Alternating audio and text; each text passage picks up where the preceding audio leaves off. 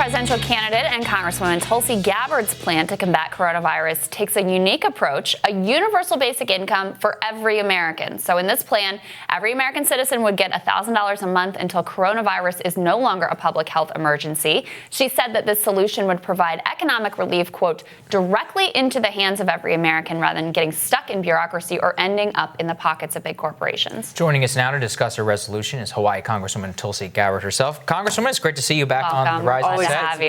Absolutely. Thanks for braving it in order to come here. Tell us a little bit about the proposal, the reception it's received so far on Capitol Hill, and why what we're seeing so far from Congress and the administration is not adequate to meet the moment. You know, a lot of attention is really focused, as is the case when there are, big crises or things that we're facing in the countries. Well, let's look at Wall Street. Let's look at these major industries. Let's look at how they can get some kind of stability. But every single time, virtually, it is the everyday American who's completely left behind holding the bag. Mm-hmm. I've been talking with some of my friends who are active duty service members, and, they're going out and buying supplies for their families and stocking up and spending a few $100 to do so. And you think of like a private, an E3 or an E4 in the military, they're paycheck to paycheck. Some of them are even on food stamps. And so then it starts to hit home. Most Americans don't have that safety emergency bank account, even for a short term, what to speak of if you're talking about weeks, or in this case, people are looking at potentially months. And so really looking at this universal basic payment, an emergency direct aid to every single American, I think makes absolutely the most sense. Mm-hmm. And so why go in that direction of just, we're going to give everybody $1,000? You know what people say, oh, well, you're going to give rich people $1,000 when they don't need it, et cetera, et cetera. Why go in that direction instead of something more targeted, like we're going to have a moratorium on foreclosures, moratorium on evictions, moratorium on maybe public utility shutoffs? Is it a both? We need to do that. Do we need both and? We do. We need to do both. We need to make sure that, and we are working on something this morning that directly speaks to the foreclosures, to the big banks, saying cancel all foreclosure efforts, especially right now as people's economic stability is so uncertain. So we need to go on all fronts to be able to not only bring some peace of mind to Americans that whether you have a job or you've gotten laid off or you're worried about it, or you're an Uber driver and you're working on the gig economy, or you're a freelance worker, whatever your specific circumstance is, we need to make sure that that stability is there and that people have the cash to be able to continue. Like that is direct economic stimulus. And you're not talking about kind of this, well, we'll wait for it to trickle down from the big, tourism industry or whatever down to the workers who really may or may not have a job. Who may need it right now. They do need it right now. That's one thing that struck Crystal and I about this is it seems that they're litigating fights that should have happened like a month ago, like on paid sick leave. It's like the sheer economic destruction that's happening to everyday people's lives is only going to spiral more out of control. Do people in Congress get it? Do they understand what is actually happening to people's lives? Because the slow crawling nature of the legislative process, some people can't afford to wait for that. This is having real damage. Yeah, I agree. I think there are some who do, but most who don't. I was really shocked. Yeah, I think it was yesterday morning when the Senate said, hey, we're going to go out of session for 10 days, and then we'll come back and just figure out, hey, what do we need to do then? This is an emergency. People are really, really concerned about themselves, their parents, their loved ones, their kids potentially being sent home from school. I mean, there's so many ramifications to this that it is a good thing that they came to their senses, canceled the recess in the Senate. We're hoping to be able to vote on a direct aid package later in the House today. Again, I'm pushing for this direct universal basic payment because I think it is the most simple, most direct way to help people who need help immediately. Yeah, I think that makes a lot of sense. I'm really glad to hear your ideas on it. What has the reception been like, at least for Democrats on the Hill? Have they been open to this idea? I think increasingly more so, but there's still a lot of skepticism, kind of raising some of the questions. Well, what about people who don't need it? We only want to help people who are in that dire situation, who have lost their jobs, for example. But I think it's important that leaders really look at the larger scope here, that there are greater challenges that people are facing, even those who haven't lost their job, or those who may be underemployed may check that employment box, but really, they're making less than 25 grand a year and trying to figure out how do you plan for an emergency like this and all of the uncertainties that go with it. And I think really what this comes down to, and the message that I'm driving home on Capitol Hill is, y'all are very worried about these massive corporations and what economic impact will have on them and on the Wall Street banks.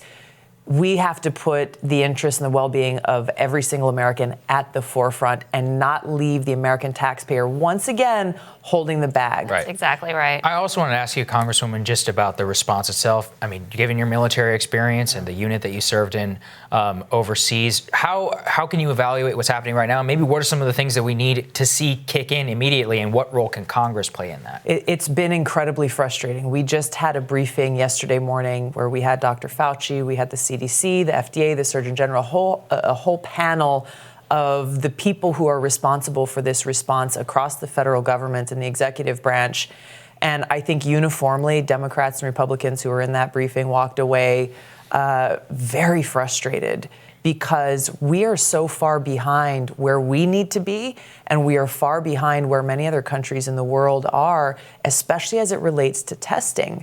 This is something that's been talked about a lot, but we're not seeing the kinds of actual results and delivery of tests to anybody and everybody who needs it. No difficult pre-screening or red tape or forms or approvals.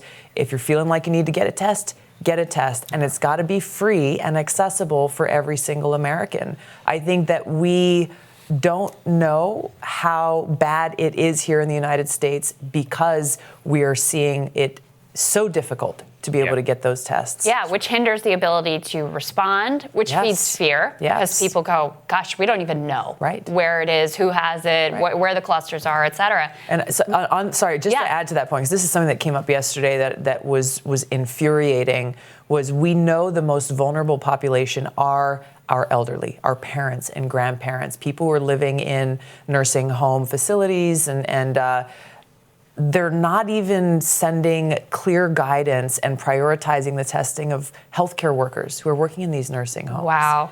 And it was just, there was some heated exchanges there in that briefing, because it was, I get a sense that there's not strong leadership saying, this is the standard that we're sending out to every nursing home worker, every healthcare facility worker, every hospital worker, that those who are on the front lines should be tested, because if you're testing positive, you need to get out of that environment where you're not where you're not in a position where you're potentially spreading it from one patient to another. And this is a legislation this is something I've been calling for a long time. There's lack of transparency in hospital-borne infections and how they are passed, so that those who are looking at a nursing home or a hospital, they can say, okay, well, gosh, the rates are much higher in one than another. This is something that should be transparent and open for every person in this country to make an informed decision. Yeah, well, I mean, to Sagar's point, that's like something that should have been done before this crisis. And now you're behind the 8 ball because of the situation that our working class has already been in, and our elderly have already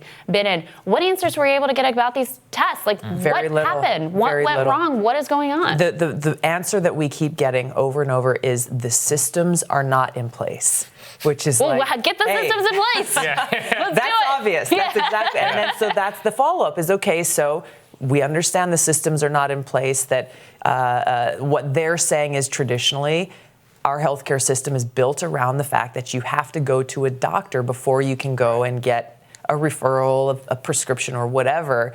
And so the concept of setting up a drive-through testing station, like we've seen working very well in countries like South Korea, in Scotland, and in others, to be able to get these thousands of tests done a day, for some reason, they're not able to comprehend how to quickly change the system to execute that. And when we say, okay, so what's the timeline? You recognize the problem. What are you doing to fix it? And by when will you have thousands of tests available for people with very quick responses? And the best response that we got is, well, we're working on it. We know it's a problem and we're working on it. Meanwhile, we are weeks into this crisis. And as you said, people are afraid, people are concerned, they're not knowing what they should do, and wanting to protect their loved ones. I also wanted to ask you, I mean, you have this robust plan, and yet for some reason you're not going to be on the debate stage on Sunday.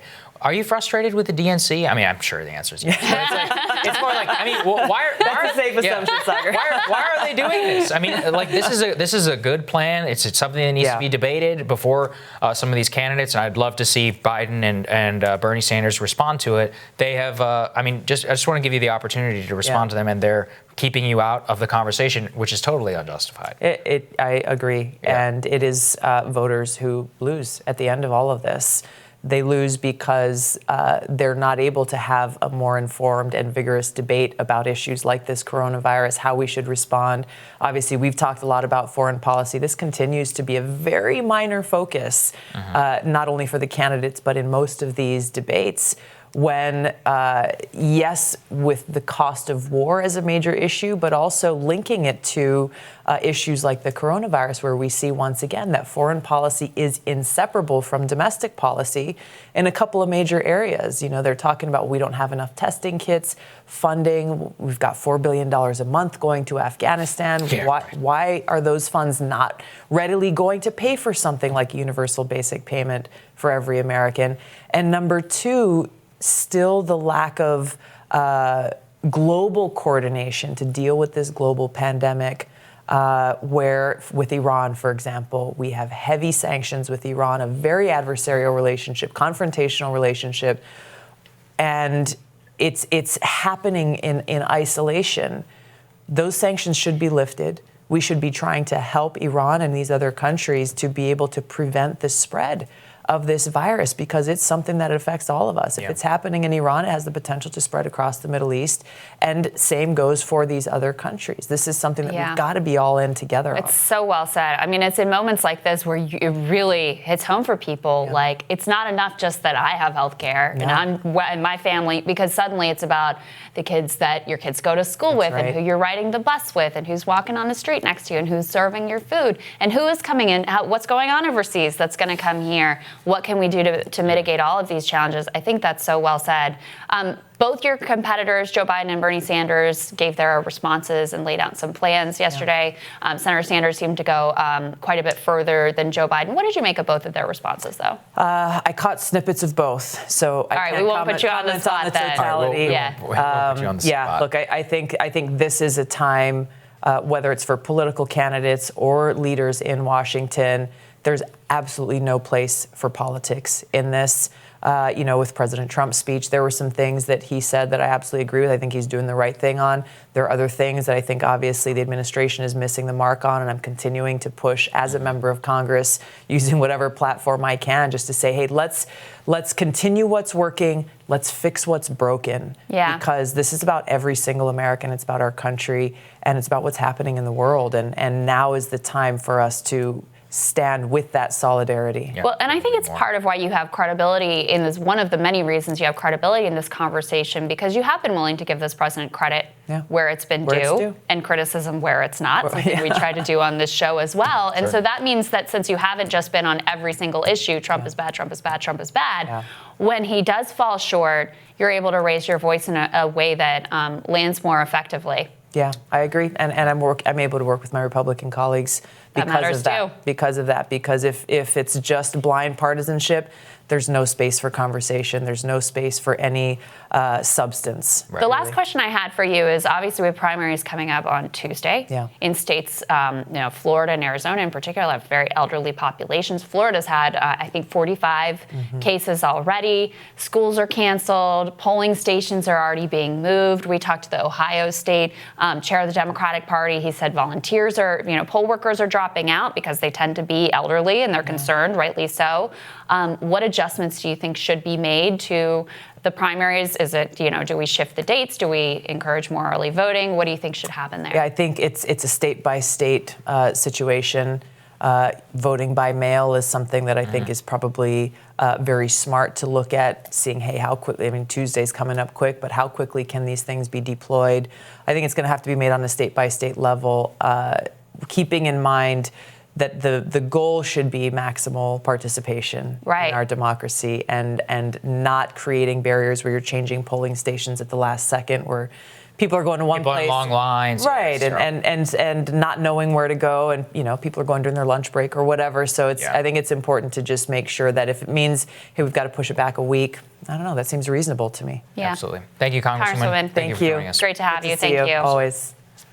We'll have more Rising for you right after this.